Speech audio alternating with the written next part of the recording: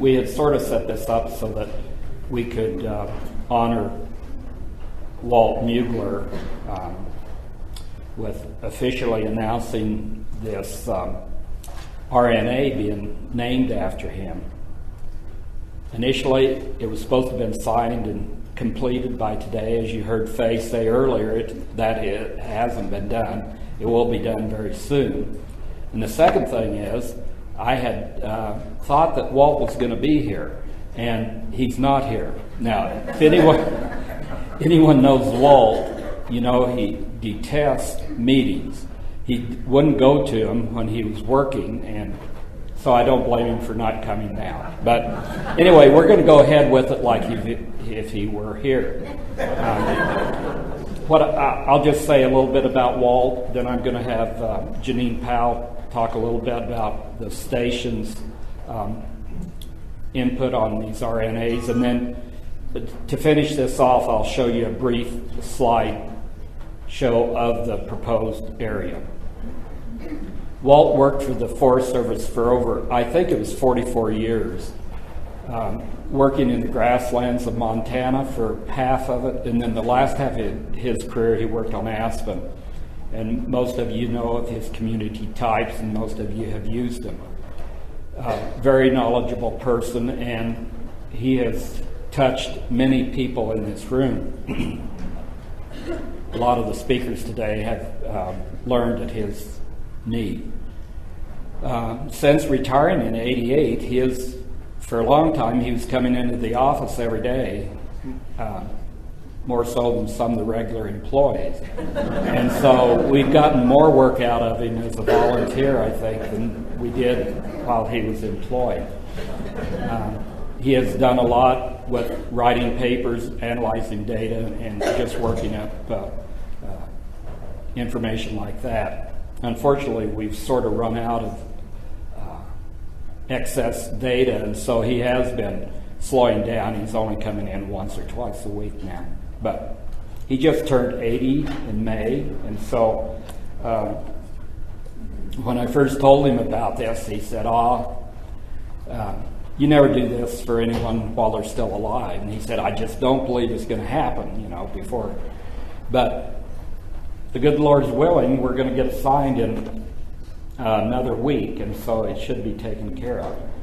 I think what I'll do now is just have Janine Powell, who is the Assistant Director for Research for the Rocky Mountain Station out of Fort Collins, come up and talk a little bit about the station's position on RNAs. And she is in charge of the Logan Lab, and we'll get her input on this at this time. Thank you, Dale. What a nice way to end the day to a really great conference. I'm happy to be here. I'm, of course, representing our station director, David Cleaves. There are actually 3 assistant directors for research, 2 others besides myself. And also I'd like to say that our national research coordinator for RNAs has sent his regards, not only for a good meeting, but for Walt, who's not here. So his name is Ralph Crawford. Anyway, we're honoring Walt. We're really happy to do this. It's really a big deal. And some of you may not know too much about what RNAs are. Am I making something flash? They're research natural areas.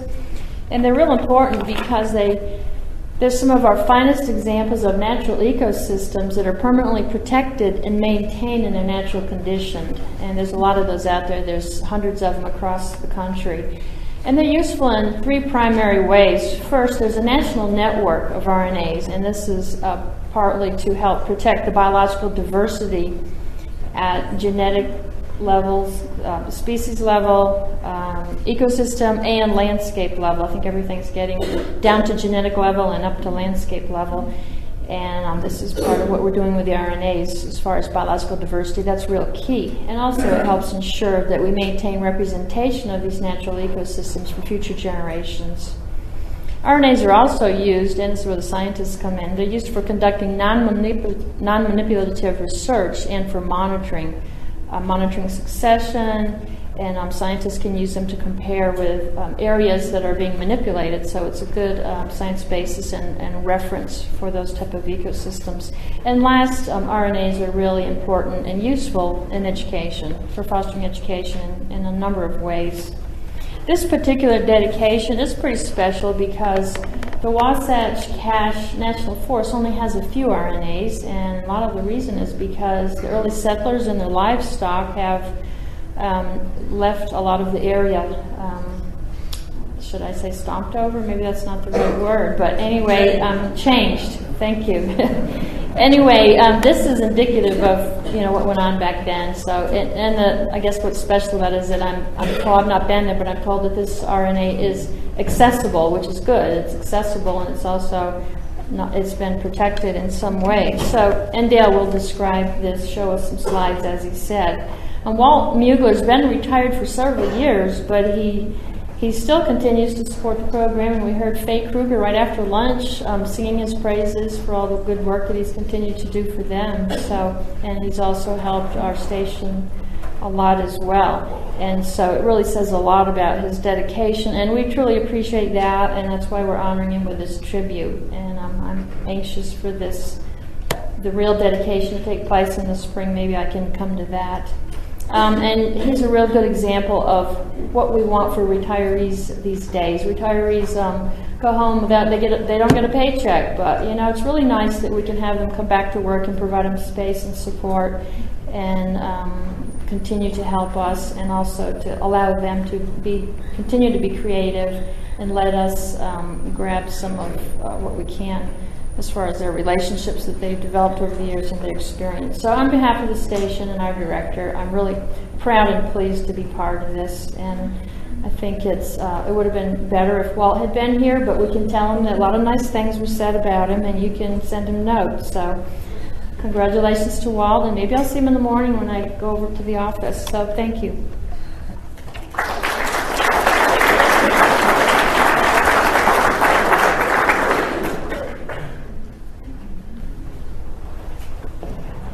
Thanks, Janine. One of the main movers on this to get this done was Wayne Paget.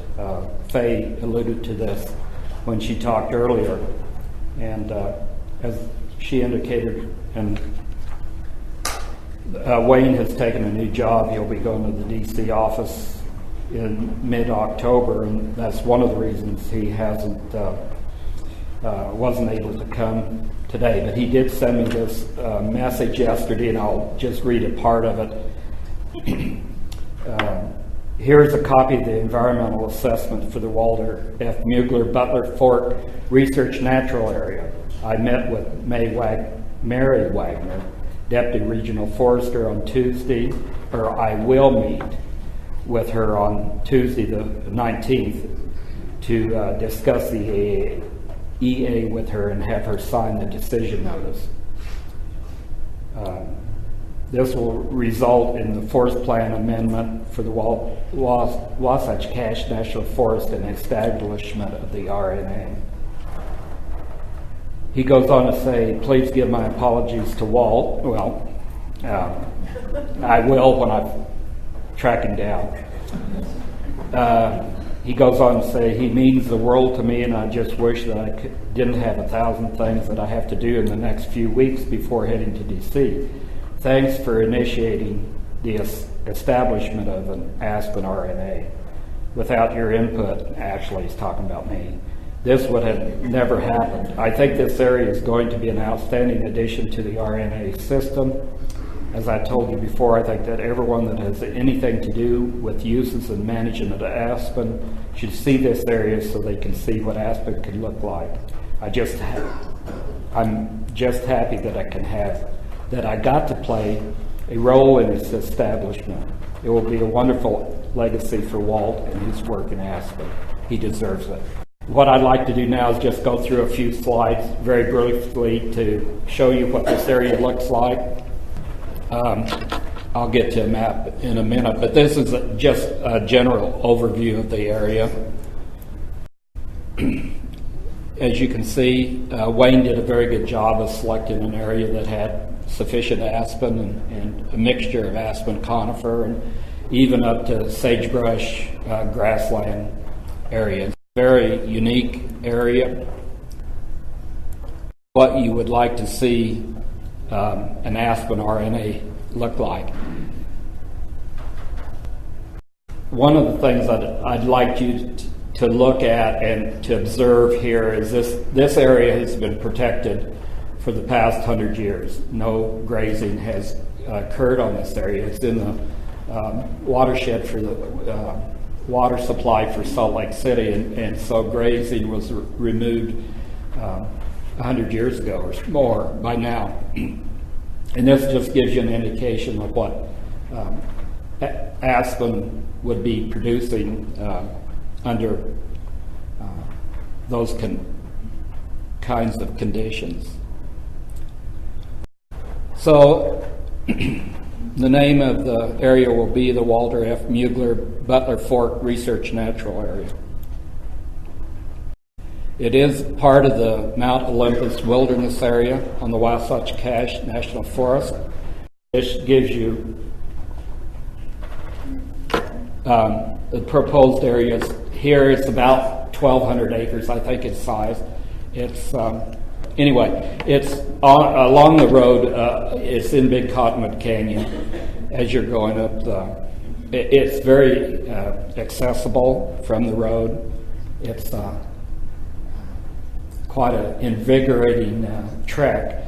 Walt and I and numerous other people went up last June and took a 6-mile hike through there, and Walt came out a lot better than I did. So this just shows you where it's located.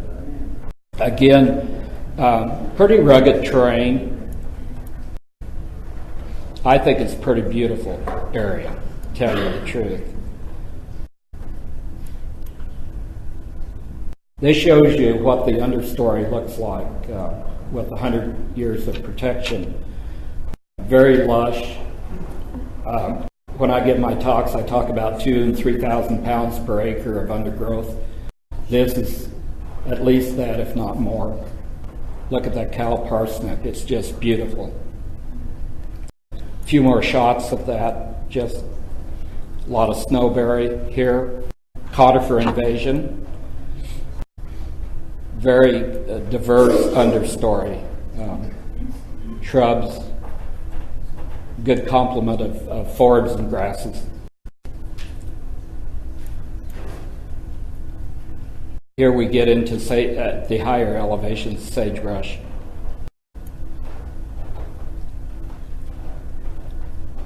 Just more conifers coming into the system. Just a few of the wildflowers there, the parsnips and so forth. A couple of rare species that are on site, the pestamon here.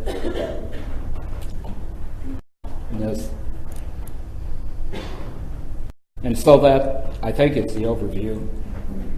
Like I said, that's a pretty spectacular site, and I think it's very appropriate to do this for Walt and in this particular area. When we first started talking about this, the idea was to locate something up here close to Logan. Walt has lived in Logan for the last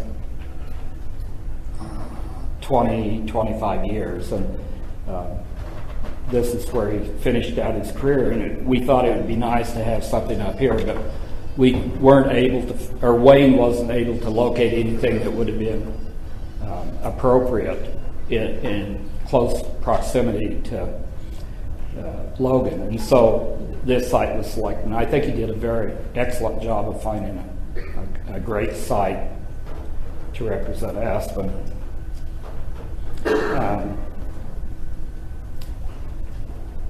I think, we will, like Wayne said, and Faye also indicated that the final decision document will be signed by the regional forester next week, and then our director will sign off on it, and then it will be official. Wayne and I will plan a small, informal type, formal presentation. If we couldn't get Walt to this meeting, I don't think we could get into something that we were bringing other people into too. So we'd like to do just some informal thing with his family members and a few people from research and the station. And we'll probably do that next spring.